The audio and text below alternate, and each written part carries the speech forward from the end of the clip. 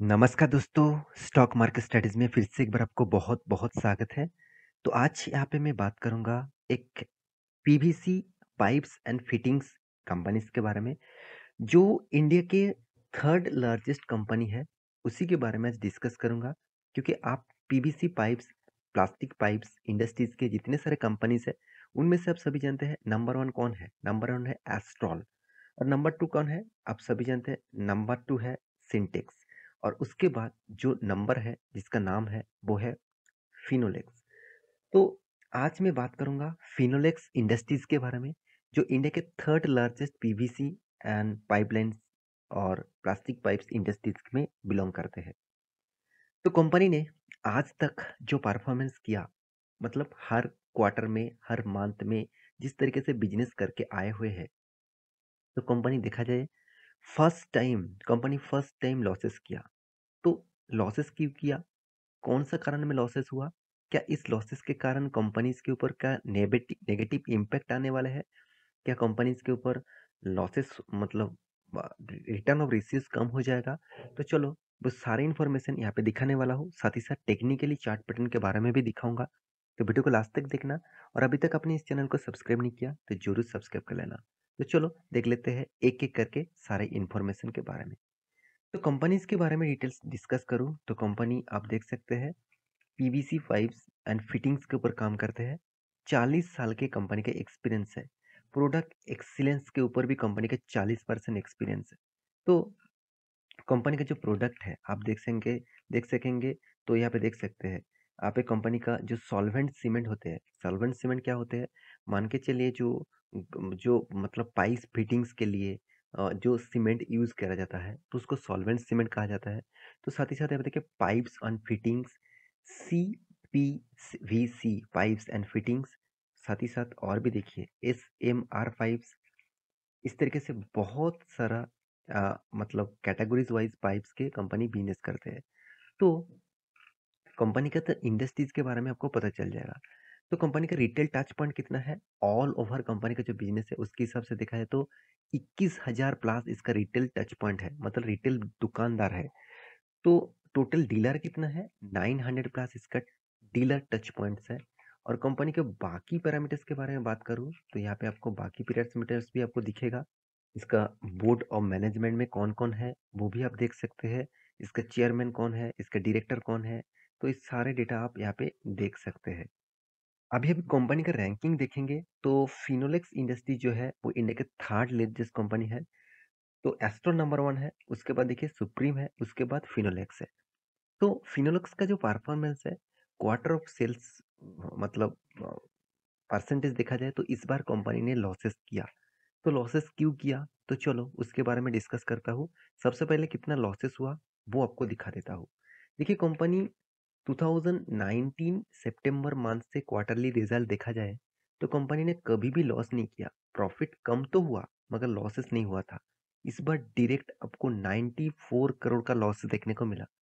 तो डायरेक्ट मतलब आप देखेंगे तो यहाँ पे कंपनी जो लॉस किया है तो उसके पीछे लॉजिक क्या है? तो चलो मैं आपको रिजल्ट शीट में ही दिखा देता हूँ। तो मैं रिजल्ट शीट के ऊपर आ चुका हूँ। यहाँ पे फर्स्ट कॉलम यहाँ पे क्वार्टर 2 का रिजल्ट, सेकेंड कॉलम क्वार्टर 1 का रिजल्ट, थर्ड कॉलम क्वार्टर 2 का रिजल्ट। इसके बाद मतलब कंपनी ने रिजल्ट जो पब्लिश किया, पहले से ही आपको एक चीज देखने को मिलेगा, वो है कंपनी का रिजल्ट का जो परफॉर्मेंस। तो रिजल्ट का परफॉर्मेंस आप देखेंगे तो टोटल कंपनी का जो इनकम हुआ 979, चलो 980 करोड़ आप बोल सकते हैं। जो पिछले बार था 1200 करोड़ का, 1214 करोड़ का, 15 करोड़ का बोल सकते हैं। पिछले सालों में था 1114 करोड़ का। तो देखिए पिछले सालों में भी कंपनी का इनकम यहाँ पे कम हुआ है, पिछले क्वार्टर के तुलना से बहुत कम हुआ है। तो पहले से ही एक वीक पॉइंट्स सामने आ चुके हैं कंपनी का इनकम। इसका मतलब कंपनी के इनकम का रेशियोज यहाँ पे कम देखने को मिला। अभी कंपनी के एक्सपेंस जो यहाँ पे ही आपको जो चीज़ देखने को मिलेगा जिसके कारण कंपनी लॉस किया है। देखिए कॉस्ट ऑफ मटेरियल्स ये तो ठीक ठाक है, चलो यहाँ पे उसके बाद परचेज ऑफ ट्रेड वो भी ठीक ठाक है। जो पॉइंट्स कंपनी को एक्स्ट्रा खर्चे के हिसाब से देना पड़ा वो है changes in inventory of finish good. इसका मतलब मान के चलिए कंपनी जो पाइप्स बनाते हैं, जो फिनिश गुड बनाते हैं, तो उसको चेंजिंग करना पड़ा और उस चेंजिंग के कारण एक रॉ मटेरियल्स का जो एक्स्ट्रा खर्चा है, उसका जो चार्जेस है, उसका स्टॉक ऑफ ट्रेड का जो कॉस्ट है, वर्किंग प्रोसेस का जो कॉस्ट है, वर्किंग प्रोसेस मतलब जो तैयार करने में जो खर्चा है, उसका कॉस्ट, साथ ही साथ और अदर्स कॉस्ट, सारे के सारे चीज जो पहले कंपनी का नेगेटिव हुआ करते थे, कंपनी का कम हुआ करते थे, इस बार कंपनी 198 करोड़ का टोटल ज्यादा कर दिया। इसी एक कारण के बेसिस से कंपनी इनकम तो कम किया, कंपनी का एक्सपेंस ज्यादा हो गया। तो यही एक कारण है जिस कारण के बेसिस से कंपनी ने लॉस किया। तो जो पॉइंट्स आपके साथ में शेयर कर चुका हूँ, वो है इस पॉइंट्स में ही कंपनी का एक्सपेंस ज्यादा हुआ है। तो पहले भी मैं एक वीडियो बना के दिया था एक कंपनीज के बारे में। वहाँ पे भी इनकम ज़्यादा होने के बाद भी कंपनी ने क्या किया, जो प्रॉफिट रेशियोज है उसको मेंटेन नहीं कर पाया। तो यहाँ पे भी वही हालत देखने को मिला। अभी टैक्सेशन पे करने के बाद, मतलब टैक्स पे करने के बाद कंपनी के हाथ में आते हैं प्रॉफिट फॉर द पीरियड। तो प्रॉफिट फॉर द पीरियड देखा जाए तो पिछले बार कितना 99 करोड़ का प्रॉफिट था। पिछले सालों में तो धमाका था 233 करोड़, और इस बार कितना हुआ 95 करोड़ का लॉसेस। इसका मतलब कंपनी फर्स्ट टाइम इतना बड़ा लॉसेस किया है। तो आप कहेंगे सर 95 ही तो करोड़ का लॉस है, तो इसमें क्या बड़ी बात है। देखिए, जो कंपनी 99 करोड़ का पिछले बार इनकम किया, उसके लिए 95 करोड़ का लॉसेस मतलब कंपनी दो गुना लॉसेस किया, क्योंकि उसका प्रॉफिट भी नहीं हुआ पिछले क्वार्टर की तुलना से, उसके बाद उल्टा लॉस किया। तो दो गुना लॉस यहाँ पे मैं जरूर कहूंगा। तो कंपनी का अर्निंग पर शेयर जो पॉजिटिव में था 3%, 1.5% था, आज वो 1.5% लॉसेस में चल रहा है। तो यही एक कारण है जिस कारण के बेसिस से स्टॉक के ऊपर इतना ज्यादा प्रेशर देखने को मिला। अभी सेगमेंट वाइज रेवेन्यूज के बारे में बात करूं तो पीवीसी जो इसका पाइप्स है, तो वो 480 करोड़ का, जो पिछले बार था 780 करोड़ का, पिछले साल में था 654 करोड़ का।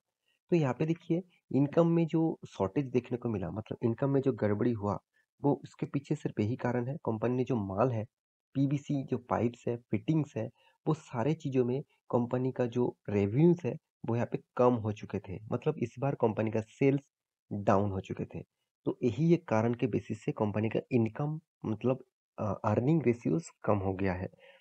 तो क्या अभी इस कंपनी के ऊपर इन्वेस्ट करना चाहिए, क्या इस कंपनी के ऊपर टिके रहना चाहिए?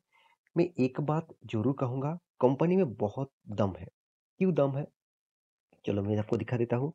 छोटा कंपनी है, ऑब्वियसली रिक्सी कंपनी है, मैं हाई रिक्सी कंपनी जरूर जरूर कहूंगा। तो कंपनी का return of equity, return of capital हम देख लीजिए, बेस्ट लेवल में है। इंडस्ट्रीज पी से भी कम इसका पी है। एनुअली इनकम भी 1000 करोड़ के आसपास है। कर्जा जीरो कर्जा है। हाथ में कैश भी 900 करोड़ के आसपास है। कंपनी का सेल्स ग्रोथ भी पॉजिटिव है। हाँ, प्रॉफिट ग्रोथ नेगेटिव में है। यही एक कारण के बेसिस से इस बार कंपनी का लॉस हुआ।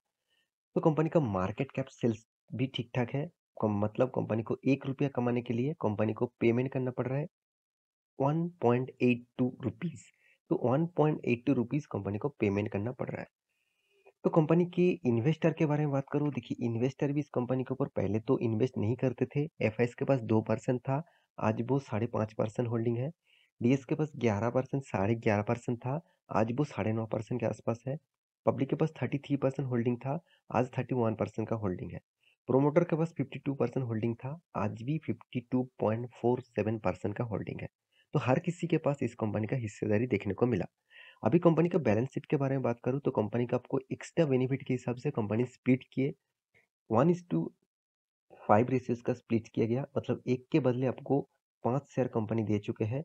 तो इस तरीके से यहाँ पे एक्स्ट्रा बेनिफिट दिया है। साथ ही साथ डिविडेंड के बारे में बात करूं तो कंपनी हर साल में एक दो बार करके डिविडेंड देते रहते हैं। 2020 में अगस्त मंथ में कंपनी का प्रॉफिट हुआ था, इसलिए डिविडेंड दिया। उससे पहले, मतलब 2022 में दो दो बार करके डिविडेंड कंपनी दिया है। स्पेशल डिविडेंड दिया और फाइनेंशियल डिविडेंड दिया। और इस बार कंपनी तो लॉसेस हुआ, तो इसलिए मुझे लगता है कोई भी डिविडेंड नहीं मिलेगा। क्योंकि इस टाइम में भी, लॉसेस टाइम में भी अगर कंपनी डिविडेंड देता है, तो कंपनी के ऊपर मैं बहुत बड़ा वीकनेस दिखूंगा। क्योंकि डिविडेंड तब दिया जाता है जब आपको प्रॉफिट होता है। अगर आपको प्रॉफिट नहीं हुआ फिर भी आप डिविडेंड दे रहा है, इसका मतलब आप वो पैसा कर्जा लेकर दे रहा है। तो कर्जा लेकर डिविडेंड नहीं चाहिए। तो अगर कोई भी कंपनी कर्जा लेकर डिविडेंड दे रहा है, तो उस कंपनी को अवॉइड करिए। तो कंपनी का जो रेशियोज है परसेंटेज के हिसाब से, आप कहेंगे सर रेशियोज तो खराब है। तो हाँ, 10 साल तक कंपनी ने जितने सारे लोग निवेश करके रखे हैं, तो देखिए उसको 30% के आसपास रिटर्न मिला।